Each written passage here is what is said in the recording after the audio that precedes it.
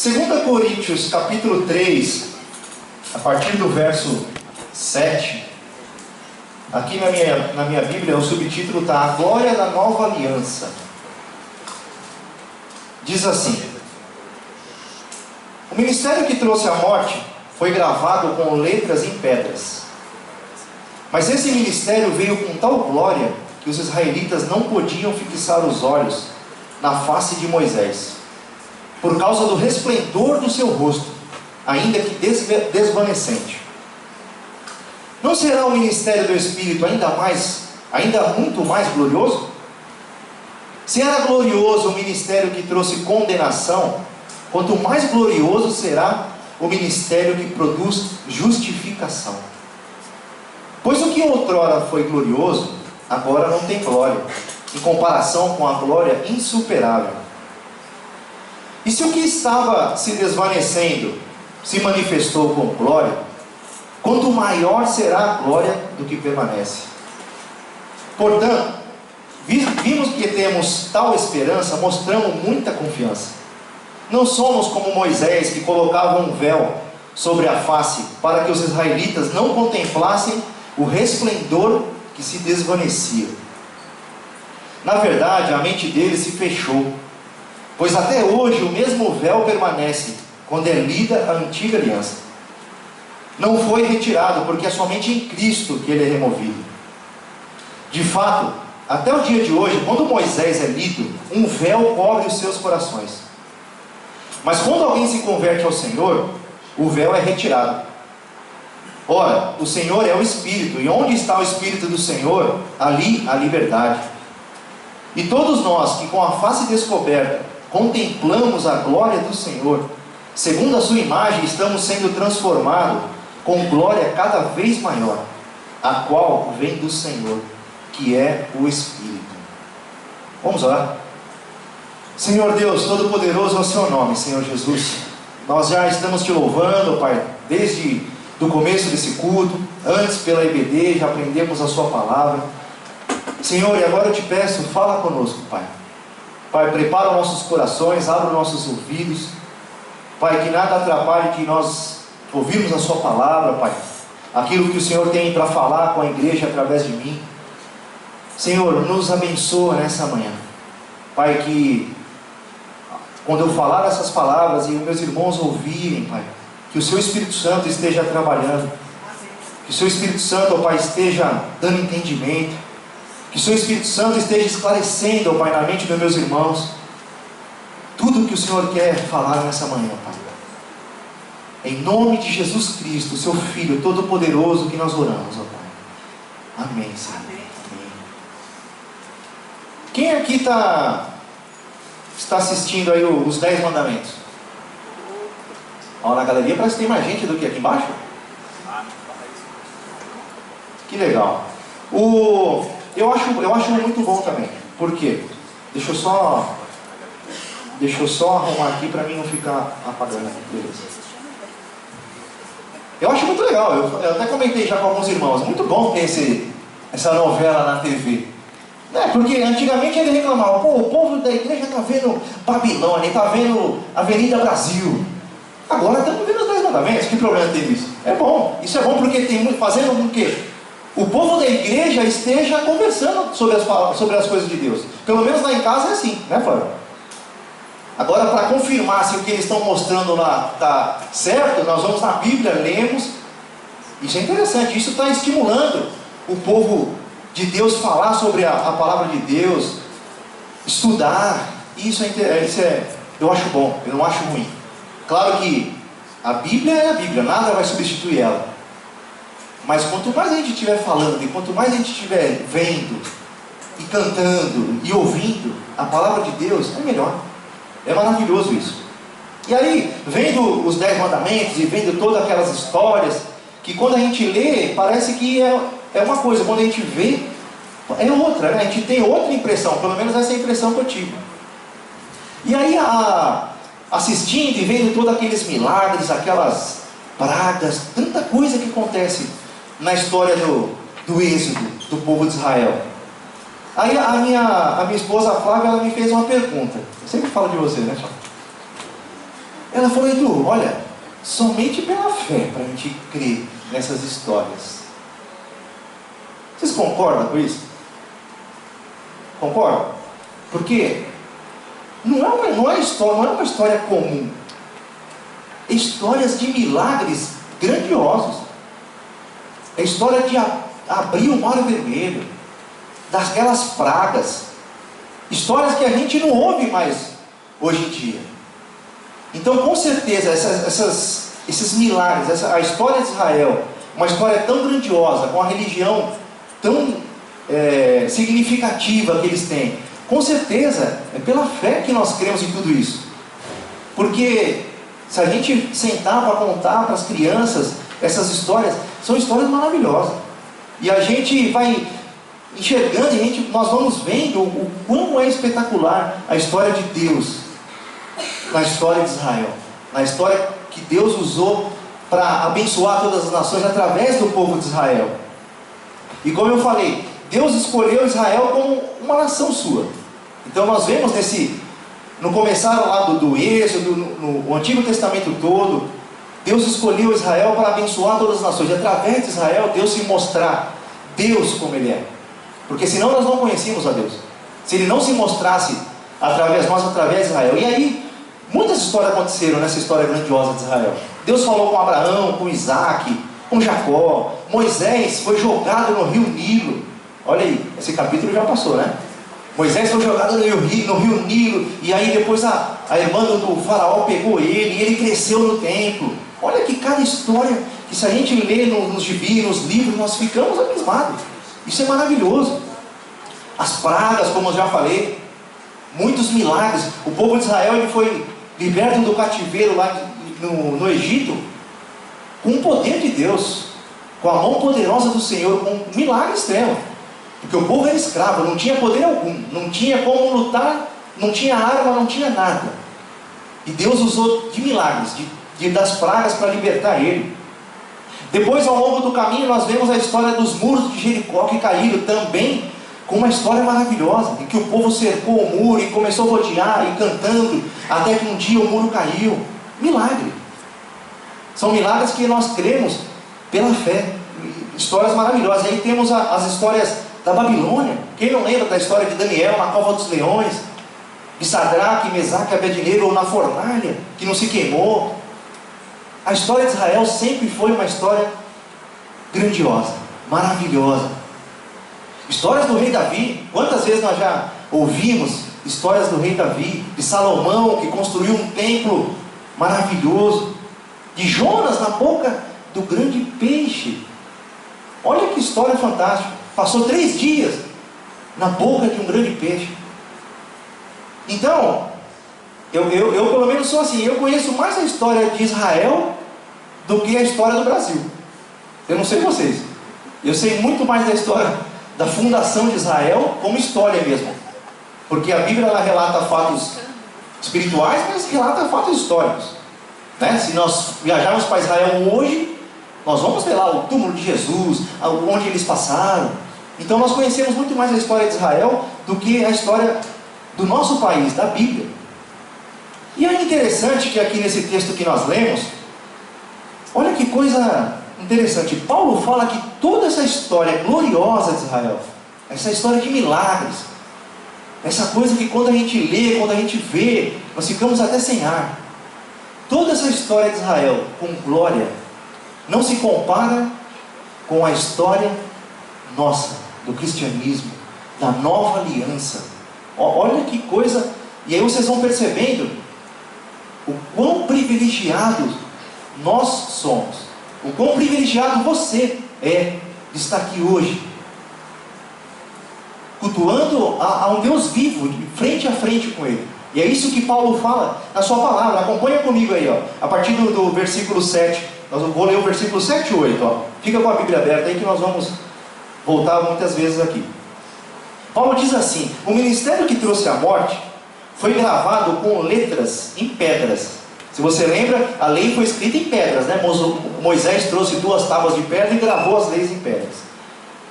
Mas esse ministério veio com tal glória que os israelitas não podiam fixar os olhos na face de Moisés, por causa do resplendor do seu rosto, ainda que desvanecente. Não será o ministério do Espírito ainda muito mais glorioso?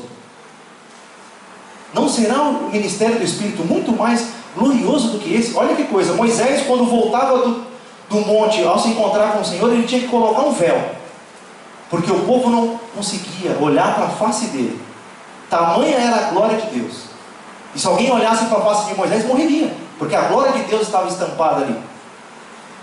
E aí Paulo fala, não será muito mais glorioso o ministério do Espírito? E é esse ministério que nós vivemos hoje aqui na igreja, ministério do Espírito. Interessante que Paulo fala que esse ministério antigo, quando Paulo fala aqui desse ministério antigo, ele está falando da antiga aliança de Deus com Israel, a lei. Então quando nós falamos aqui de antiga aliança, nós falamos da lei. E Paulo fala aqui que esse antigo ministério trouxe o que? A morte. Aí você fala, poxa, como assim? O antigo ministério, a antiga aliança, a lei, trouxe a morte. Por quê? Meus queridos, nós como cristãos, temos que diferenciar isso. A lei de Deus e a graça. Você já ouviu muitas vezes essa expressão, a lei e a graça. E hoje, como você bem sabe, nós vivemos na época da graça. Aí você pensa, muitos cristãos têm essa dúvida, mas eu devo obedecer a lei? Não devo. Por que então Deus trouxe a lei? A lei é boa? A lei é ruim? Como que nós ficamos nessa história? E Paulo, se você pegar as cartas dele para Coríntios, para Gálatas, Hebreus, que muitos dizem que Paulo escreveu, você vai ver a palavra lei mais de 200 vezes. Paulo tinha muito essa preocupação, porque o povo era judeu e se converteu ao cristianismo. Então Paulo tinha muito essa preocupação do povo não viver mais pela lei. Por quê? Como diz aqui em Romanos 7,7, diz assim, a lei, Paulo dizendo, né? Eu não saberia o que é pecado, a não ser por meio da lei. Pois na realidade, eu não saberia o que é cobiça, se a lei não dissesse, não cobiçarás. Então aqui nós vemos um objetivo da lei, qual que é? Mostrar o pecado. Então o principal objetivo da lei é esse, mostrar o pecado. Se o meu filho tirar essa Bíblia aqui do lugar, e ele vai chegar em mim e vai falar, ô pai, mas você não me falou que eu não poderia tirar essa Bíblia do lugar. Ele está errando? Não. Então Deus mandou a lei e mostrou ao povo como que o povo deveria viver. E quem não cumprisse aquela lei, morreria. Então o objetivo da lei é esse, mostrar o pecado, mostrar ao homem o que o homem é, que o homem caiu, o homem é pecador. Então esse é o objetivo da lei. E aí Paulo fala, se esse ministério, que o povo não conseguia olhar para a face de Moisés, de tão glorioso que era, esse ministério que trouxe a morte, era glorioso, quanto mais o ministério do Espírito, quanto mais o que nós vivemos hoje, que aquele povo não viveu, muito mais glorioso é esse ministério. Acompanha comigo aí a partir do verso 9. Diz assim, se era glorioso o ministério que trouxe condenação, quanto mais glorioso será o ministério que produz justificação. Pois o que outrora foi glorioso, agora não tem glória, em comparação com a glória insuperável. E se o que estava se desvanecendo se manifestou com glória, quanto maior será a glória do que permanece. Portanto, vimos que temos tal esperança, mostramos muita confiança. Não somos como Moisés, que colocava um véu sobre a face, para que os israelitas não contemplassem o resplendor do que se desvanecia. Aqui Paulo fala que esse ministério glorioso trouxe o que? Condenação. Por quê? A lei, como eu já falei, ela mostra o pecado. Só que aí, a lei me mostra que eu sou pecador. Ok, eu errei. E agora, o que eu faço com esse pecado? A lei não consegue tratar esse pecado. A lei não consegue perdoar esse pecado. A lei não consegue me salvar. Então é por isso que foi necessário uma nova aliança. Foi por isso que foi necessário um novo ministério. Porque se aquele antigo pudesse me salvar, não haveria necessidade desse novo. Não haveria necessidade de Jesus Cristo ter vindo. Então essa lei trouxe condenação. Romanos 4,15, Paulo diz assim, onde não há lei, não há transgressão. Então, se aqui, um exemplo, se aqui no nosso país nós nunca tivéssemos ouvido a lei, não haveria transgressão. Porque se eu não sei o que é certo e o que é errado, agora a partir do momento que eu conheço a lei, aí sim, eu me humilho e Deus me mostra os meus erros, me mostra o quão pecador eu sou. Só que aí eu tenho um problema agora. Então é por isso que nós não vivemos pela lei, por isso que Paulo fala que esse ministério que nós vemos na TV, que era tão glorioso, não se compara a esse ministério de Cristo, não se compara ao que hoje nós estamos vivendo. Estão entendendo? Então, aí você fala, ok, mas ainda não me esclareceu. Vou explicar. A lei, como eu disse, ela não pode salvar. Então por que ela veio? Deus não é um Deus maldoso, que colocou a lei, apontou o seu pecado, o seu erro, e aí? Te jogou no inferno? Não. A lei, ela é um tutor, e aí você vai começar a entender o que diz isso. Olha, Gálatas 3:24 diz assim: antes que viesse essa fé, estávamos sob a custódia da lei, nela encerrados, até que a fé que haveria de vir fosse revelada. Assim a lei foi o nosso tutor até Cristo, para que fôssemos justificados pela fé. Agora, porém, tendo chegado à fé, já não estamos mais sob o controle do tutor. Então a lei, o que é a lei? A lei, ela é um guia, ela é um tutor. Ela vai te levar a um caminho, e esse caminho tem um destino: Cristo.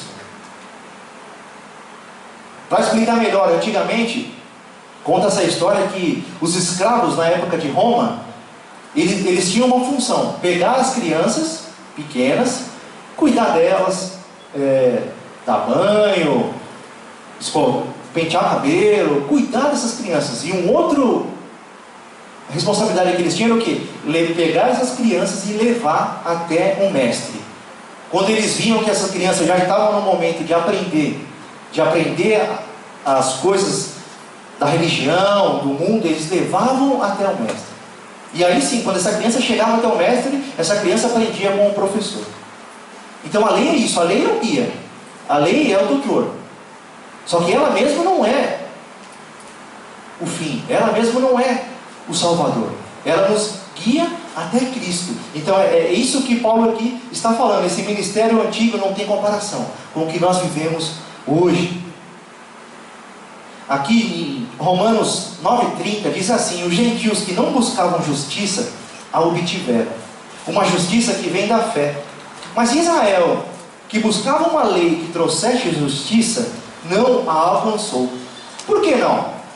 Porque não a buscava pela fé, mas como se fosse por obras. Eles tropeçaram na pedra de tropeço, como está escrito: eis que ponho em Sião uma pedra de tropeço e uma rocha que faz cair, e aquele que nela confia jamais será envergonhado. Quem é essa pedra de tropeço? Cristo. Então o povo de Israel foi guiado pela lei, foi guiado nesse caminho, e quando chegou na frente do mestre, na frente aquele que iria educar, ele tropeçou. Então aí nós conseguimos entender um pouco dessa história que nós estamos assistindo na TV, um pouco dessa história que faz parte também da nossa história, claro. Como nós estamos vendo, a lei ela tinha um objetivo, o Antigo Testamento todo tem um objetivo de apontar para Cristo, porque Ele sim pode pegar o meu pecado e resolvê-lo. A lei vai nos apontar o nosso erro, nós vamos fazer uma auto-reflexão, e aí sim, nós colocamos nas mãos do Senhor, de Cristo, e Ele vai ter o poder de resolver. Por quê? Porque Ele pagou com seu próprio corpo as consequências, o que a lei obrigava. Como eu disse antigamente, no começo, quem quebrava essa lei, qual que era a pena? Morte. Cristo morreu no nosso lugar, Cristo morreu no seu lugar e no meu, e por isso Ele pode perdoar os nossos pecados.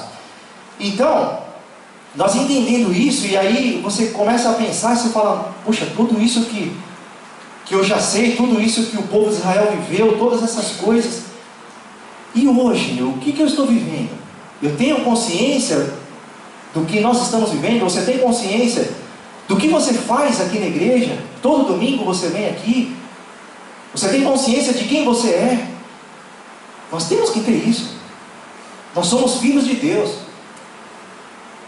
O que nós viemos fazer aqui na igreja? Aqui nós vemos que o povo não conseguia olhar para a face de Moisés. Tamanha era a glória. E hoje, quando nós estamos aqui louvando, nós estamos cantando, nós estamos ouvindo a palavra, nós estamos orando, vocês conseguem perceber o tamanho dessa glória? O quanto isso é glorioso? E é isso que Paulo aqui está demonstrando para a gente. Nós gostamos de ver muito a galeria da fé, lá em Hebreus 11. E aquela galeria da fé, ele fala de homens e mulheres que fizeram coisas absurdas. Moisés, Abraão, Abel, Enoque, Isaac, Jacó, Gideão, Baraque, Sansão, Davi, Samuel, todos homens grandiosos. Que quem aqui não queria ser como eles? Eu queria. Esses homens foram gloriosos, foram grandiosos. Só que no final, no último versículo aí da galeria da fé, diz assim, ó: todos esses receberam bom testemunho por meio da fé. No entanto, nenhum deles recebeu o que havia sido prometido. Deus havia planejado algo melhor para nós, para que conosco fossem eles aperfeiçoados. Vocês conseguem entender o que é isso? Todos esses homens de Deus que construíram a história de Israel, todos esses homens que viveram milagres, eles não alcançaram a promessa. Eles não alcançaram o cumprimento da promessa. E qual que era essa promessa? Promessa do Espírito, promessa da salvação, promessa do Deus na terra. E hoje, meu querido, você que está sentado aí nesse banco, você alcançou essa promessa, muito mais do que todos esses homens que nós falamos. O Espírito Santo está aí dentro de você hoje, e não estava dentro desses homens aqui permanentemente. O Espírito vinha por algum propósito e ia embora. E hoje o Espírito Santo está dentro de nós, e olha o quanto isso é tremendo, o quanto isso é glorioso. E aí, pensando tudo isso, eu tirei uma conclusão: nós somos privilegiados. Eu não sei se você teve essa mesma sensação que eu. Se todos esses homens, que, poxa, só de falar o nome, nós já sabemos que foram homens tremendos, eles não alcançaram a promessa. Promessa que eu alcancei, que você alcançou. De ter o Espírito Santo dentro de nós, de não precisar colocar um véu para orar a Deus. Hoje você vem aqui na igreja e você ora a Deus face a face, sem medo. Porque se não fosse por Cristo, você chegaria perante Deus e iria morrer, como acontecia antes. Nós somos privilegiados. Eu não sei se essa é a sensação que você tem. Quando eu tinha acabado de me converter, eu lembro muito bem que eu pensava assim, eu olhava as pessoas, primeiramente eu tinha um pensamento estranho. Eu falei, caramba, meu, pô, esse cara aí, ele não é crente, ele é feliz, ele vive, ele faz coisas, vive a vida maravilhosa, só que ele não é crente. Ele não vive uma vida religiosa. E eu pensava, poxa, será que eu estou ficando maluco? Será que eu entrei numa roubada? Quando a gente se converte, a gente tem muitas dúvidas. Só que aí, conforme eu fui aprendendo a palavra de Deus, o meu pensamento mudou. E hoje, quando eu vejo uma pessoa que não tem a Cristo, por mais que ela seja bem sucedida, e eu tive essa sensação com uma pessoa do meu emprego essa semana, conversando com ele, por mais que essa pessoa viva bem, por mais que ela tenha um emprego bom, por mais que ela tenha uma família, por mais que ela tenha saúde, eu olho para essa pessoa e falo, ela não tem Cristo. Eu sou um privilegiado. Você é um privilegiado. Só que isso, meus queridos, isso não justifica nós nos acharmos acima dos outros. Isso não justifica nós hoje, como temos a vida transformada, achar que nós somos melhores do que os outros. Não. Por isso que 2 Coríntios 4:7, Paulo diz assim: mas temos esse tesouro em vasos de barro, para mostrar que o poder que a tudo excede provém de Deus e não de nós. Você já imaginou guardar um tesouro num vaso de barro? que pode se quebrar a qualquer momento. Essa foi a comparação que Paulo teve. Meus queridos, nós temos o Espírito Santo dentro de nós, e nada é mais valioso do que isso. Só que a nossa carne é fraca, nós pecamos. E por que Paulo diz isso? Para nós não nos orgulharmos. Para quando nós olharmos uma pessoa na rua, no nosso emprego, uma pessoa que está pecando, fazendo algo errado, chorar junto, se humilhar junto com ela, e não nos achar melhor, porque esse tesouro está em vaso de barro. Como que pode agora eu, que fazia as mesmas coisas que essa pessoa fazia, me achar agora melhor do que ela? Eu fazia igual. E isso é um dos erros que nós cometemos. Muitos cristãos hoje se acham melhores do que os outros. Paulo diz isso. Se lembre lá para Coríntios, se não me engano. Se lembre de que poucos de vocês eram sábios, como foram chamados. Poucos de vocês eram nobres. Não, vocês eram pobres, vocês eram analfabetos. E Cristo escolheu vocês para mostrar que a glória não está em vocês, é dele. É isso que a palavra aqui está nos dizendo. Então, meus queridos, nós somos privilegiados. E é uma pergunta que eu faço: você tem percebido esse privilégio que você tem? É uma pergunta que nós para refletir. Eu estava ali atrás agora e vi o irmão João ali com um cilindro de oxigênio. Olha o esforço que o irmão João faz para vir à igreja. Eu não tinha parado para pensar nisso. Ali atrás eu fiquei pensando. Porque eu tenho certeza que ele sabe o privilégio que ele tem de estar na presença de Deus. Ele sabe o privilégio que é ser filho de Deus. E quantas vezes nós não temos dado valor a isso? Olha quantos bancos vazios. Infelizmente essas pessoas que não estão aqui não estão ouvindo isso. Saber do privilégio que é ser filho de Deus, do privilégio que é de estar na casa do Senhor. E quantas vezes nós desdenhamos, nós não queremos, escolhemos tantas outras coisas. Jovens, vocês são privilegiados de ser filhos de Deus. Não deixe que o inimigo altere a ordem das coisas. Que hoje o que a gente mais ouve é isso: ser crente é chato, é ser careta. Crente não vai para a festa, crente não bebe, crente não fuma. Vocês são privilegiados. Um dia, quando Cristo voltar, vocês estarão na glória. E os seus amigos que estão falando isso, no inferno. Então chorem por eles. Chorem. Chorem por eles. E vocês que são privilegiados, falem de Cristo. Falem de Cristo para eles. Ontem eu e minha esposa passamos uma situação. A minha filha pediu para ir numa festa. Eu não deveria falar isso, mas eu vou falar. Ela me pediu para ir numa festa, e eu deixei. Nós não sabíamos muito que festa que era. Ela chegou lá e voltou, só que eu não sabia, eu fui atrás dela. Aqui na Vila Matilde, jovens estavam sendo carregados para a rua, bêbado, caído. Passou 5 minutos, a polícia fechou a rua. Cheguei em casa, a Flávia estava chorando por esses jovens. Chorando, porque os jovens estão morrendo. O povo aí fora está morrendo. E o que nós estamos fazendo? Vindo na igreja todo domingo? O que nós estamos fazendo?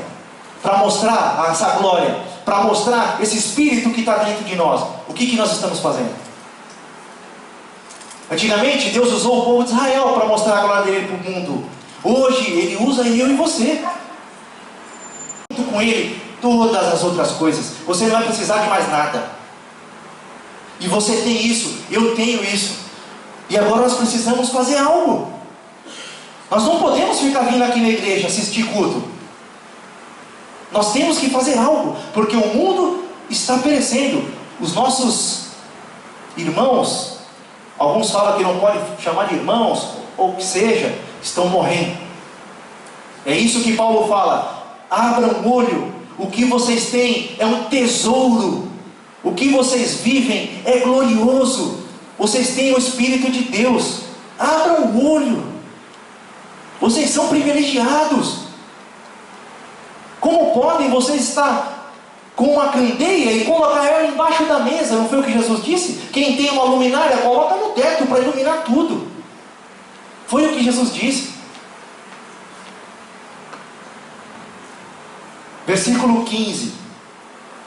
Acompanha comigo aí. De fato, até o dia de hoje, quando Moisés é lido, um véu cobre os seus corações. Mas quando alguém se converte ao Senhor, o véu é retirado. Olha que coisa maravilhosa. Quando você orou na sua casa pela manhã, hoje quando você orou aqui, não tinha nada que tampasse a sua face, nada que você escondesse de Deus. Ele te vê 100%. Ele conhece tudo. E você também não precisa ter medo dele, porque você não vai ser morto, porque Cristo já pagou os seus pecados. Ora, o Senhor é o Espírito, e onde está o Espírito do Senhor, ali a liberdade. E todos nós que com a face descoberta contemplamos a glória do Senhor, segundo a sua imagem, estamos sendo transformados com glória cada vez maior, a qual vem do Senhor, que é o Espírito. Onde está o Espírito do Senhor? Ali a liberdade. Por isso que eu disse, não deixe o inimigo inverter as coisas. O Evangelho não é um conjunto de não pode. Eu sempre falo isso. Evangelho não é isso. Não pode beber, não pode fumar, não pode usar saia, não pode ir para a praia, não pode isso, não pode aquilo, não pode aquilo. O Evangelho não é isso. Onde está o Espírito do Senhor? A liberdade. Eu vim para que tenham vida, e vida em abundância. Paulo estava muito preocupado com que aqueles novos convertidos não voltassem a ser escravos da lei, a não voltassem a ter um fardo, um peso sobre as costas dele. Porque, meus queridos, se você quiser cumprir a lei, vai ser um fardo muito pesado. E não adianta cumprir um mandamento da lei. Quem quebrar um e cumprir 9, quebrou todos. Nós não conseguimos. Cristo veio para nos dar liberdade. E é interessante, pensando nisso, quando nós ouvimos um apelo, né, um pastor prega, ele faz um apelo, o que ele fala? Fala, olha, você que ouviu a mensagem, que quer entregar sua vida a Cristo, que quer ser salvo, venha. Não é isso que o pastor fala? E essa pessoa vem, essa pessoa se converte. O convite foi, venha que você terá vida. Jesus Cristo vai te salvar. Ok. E aí, só que conforme o tempo vai passando, a igreja, nós vamos colocando fardos pesados em cima dessa pessoa. Falei, ué, quando eu me converti, eu precisava só de Jesus Cristo. E agora, cada vez eu preciso de mais, eu não posso, Que negócio é esse? Onde o Espírito do Senhor está, ali a liberdade. Gálatas 5:1 diz, foi para a liberdade que Cristo nos libertou. Portanto, permaneçam firmes e não se deixem submeter novamente a um jugo de escravidão. Aí você pode dizer, mas se não tiver lei vai virar uma bagunça. Se não tiver lei na igreja, vai virar uma baderna. Será? Gálatas 5:13 diz assim, irmãos, vocês foram chamados para a liberdade, mas não usem a liberdade para dar ocasião à vontade da carne. Ao contrário, sirvam-se uns aos outros mediante o amor. Uma pessoa que nasceu de novo, um crente verdadeiro, ele não precisa de lei. E ele não vai viver pecando. Porque o objetivo de um crente verdadeiro agora é servir a Deus, é louvar a Deus, fazer as coisas que agradam a Deus. E Paulo diz que contra essas coisas não há lei. Então, se você quer servir a Deus verdadeiramente, não há o que temer. Você lembra que no começo do nosso texto, Paulo disse que esse ministério foi gravado com letras em pedras, né? Moisés trouxe lá as 2 tábuas da aliança. Em Hebreus 8:10 diz assim, essa é a nova aliança que eu farei com a comunidade de Israel depois daqueles dias, declara o Senhor, porei minhas leis em sua mente e as escreverei no seu coração. Hoje, a lei está aqui dentro do meu coração, dentro do seu coração. E é por isso que você pode viver uma vida que dê fruto, que agrade a Deus. Porque hoje a lei não está escrita mais em pedra, está dentro do seu coração. Outro dia o pastor Milton, ele comentou aqui sobre o livre-arbítrio, né? Isso sempre também gera discussão. O crente tem um livre-arbítrio, ele pode fazer o que ele quiser, não pode. Tudo isso que nós estamos falando um pouco aqui. E aí 1 Coríntios 7,22 diz assim, pois aquele que, sendo escravo mesmo, que na época tinha, foi chamado pelo Senhor, é liberto e pertence ao Senhor. Semelhantemente, aquele que era livre quando foi chamado, é escravo de Cristo. Vocês foram comprados por alto preço, não se tornem escravos de homens. O que isso quer dizer? O que um crente verdadeiro faz com o livre-arbítrio, com a vontade? Fala, está aqui, Senhor, meu livre-arbítrio, toma, faz o que o Senhor quiser dele, desse livre-arbítrio, da minha vontade. É isso que um crente transformado faz. Você vai orar e falar, Senhor, eu não consigo amar esse líder do meu ministério. Eu preciso fazer alguma coisa, eu preciso falar com o pastor, eu preciso tirar ele daí. Ele não faz nada, ele só está aqui porque ele não quer largar o osso. Senhor, mas seja feita a sua vontade. É isso que é o livre-arbítrio do crente. Vocês entenderam? A vontade agora é do Senhor, eu não preciso de lei, eu não preciso de mais nada. O ministério que eu vivo é muito mais glorioso. Eu sou filho de Deus. Aí você fala, eu saí de uma escravidão, então para entrar em outra. Eu era escravo do pecado, hoje eu sou escravo de Cristo. Sim e não.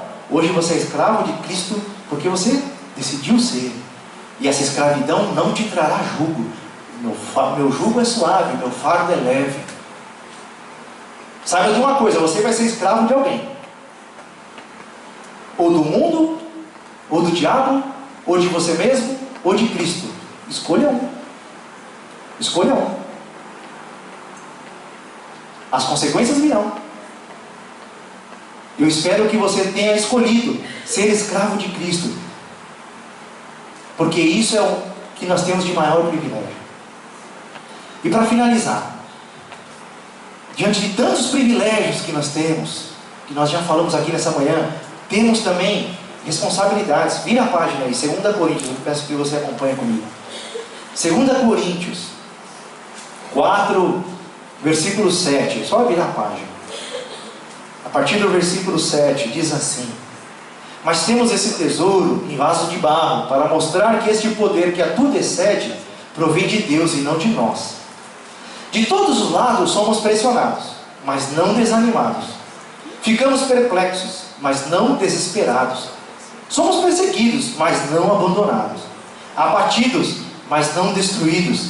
Trazemos sempre em nosso corpo o morrer de Jesus, para que a vida de Jesus também seja revelada em nosso corpo.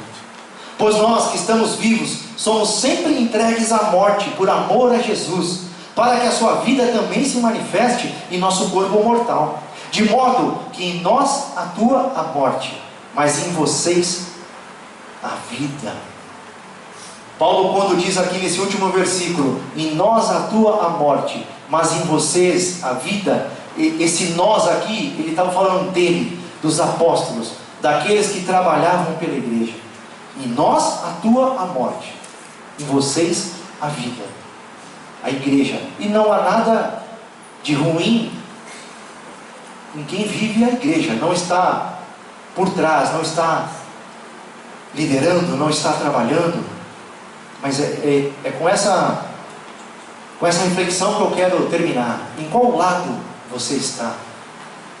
Do lado daqueles que morrem pela igreja, ou do lado daqueles que vão ser salvos? A salvação, já falei isso, não é um avião. Você entra, coloca seu cinto de segurança, tranquilo, viaja, e só vai desembarcar no destino, no céu. Salvação não é isso. Ser filho de Deus é muito mais.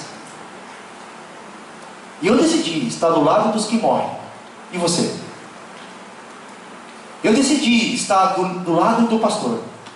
Eu decidi estar do lado do líder de jovens. Eu decidi estar do lado da líder da IBD. Eu decidi estar do lado do líder do som. Eu decidi estar aqui trabalhando, preparando pregação em casa, lição do IBD, comida na cantina. Eu decidi estar do lado dos que dão a vida. E vocês, meus queridos, o que vocês querem? De que lado vocês querem estar? Essa pergunta e esse apelo que eu faço. Não venham para a igreja assistir culto. Não passe a vida assistindo o culto. Esteja do lado dos que morrem. Como Paulo aqui disse. Finalizando, abra lá em Hebreus 12, quase lá para o final, para a gente acabar. Pastor, quer subir, pastor? Hebreus 12, nós vamos finalizar com esse texto. Eu espero que você saia aqui dessa manhã, meus queridos, certos do privilégio que vocês têm nas mãos, do privilégio que é ser um cristão, ser um filho de Deus. Hebreus 12, 18, a partir do 18, diz assim, olha que coisa maravilhosa. Agora se lembre dos 10 mandamentos da novela, se lembre de tudo que você já aprendeu, se lembre de tudo de glorioso que você já sabe sobre a história de Deus. Hebreus 12, 18 diz assim: vocês não chegaram ao monte que se podia tocar, e que estava em chamas, nem as trevas, a escuridão, nem a tempestade, ao soar da trombeta e ao som de palavras traz, que os ouvintes rogaram para que nada mais lhe fosse dito, pois não podiam suportar o que lhes estava sendo ordenado. Até um animal, se tocar no monte, deve ser apedrejado. O espetáculo era tão terrível que até Moisés disse: estou apavorado e trêmulo. Mas vocês chegaram ao monte Sião, a Jerusalém celestial, a cidade do Deus vivo.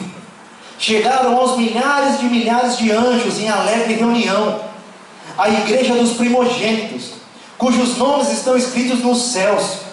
Vocês chegaram a Deus, juiz de todos os homens, aos espíritos dos justos aperfeiçoados, a Jesus, mediador de uma nova aliança, e ao sangue aspergido, que fala melhor do que o sangue de Abel.